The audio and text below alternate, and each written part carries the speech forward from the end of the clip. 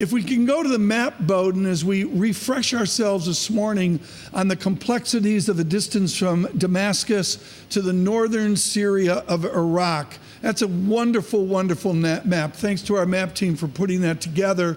The blue is the emotion of what to do as 2,000 American troops will exit and 60,000 Kurd troops will have to find something else to do.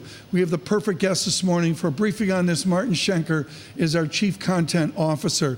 Josh Wingrove and others are catching up with the New York Times on this announcement late last night.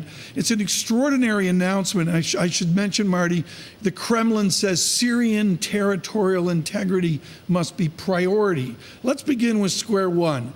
Is the body language here that the president did this ad hoc, almost unilaterally? It almost seems like this is, the foreign policy of Donald Trump at its, stark best, where he decides right. what the policy is going to be. And it's ex-Bolton is a key thing, because in January, Erdogan wouldn't even meet with Mr. Bolton. That's right. And don't forget, Turkey took these air defense systems from Russia that was considered to be a real strategic problem for the U.S. And now you have the Russians actually a pretty mild statement when you get right down to it when the Turks are on the verge of invading Syria. We have had a large presence in Istanbul, as have many other Western organizations. The heart of the matter here, and we don't need to turn this into an IR exercise, but the bottom line is Turkey is a NATO member since the early 1950s, and there's a whole set of baggages, including Cyprus and the rest of it. What's the modern take of this? Is it actually wrapped around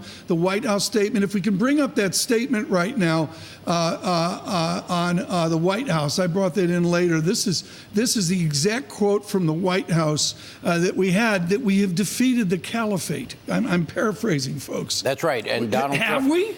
Well, according to Donald Trump, we have. And there clearly the state no longer exists in that region. But many people in the national security apparatus have said it could easily reassert itself in the absence of the U.S. Presence there. So, right. Turkey has been our ally, but then the Kurds have been even a bigger ally, and they've been shunted aside. And here's the statement, and those quotes are White House quotes. United States Armed Forces will not support or be involved in the operation, and United States forces having defeated the ISIS territorial caliphate will no longer be an immediate area.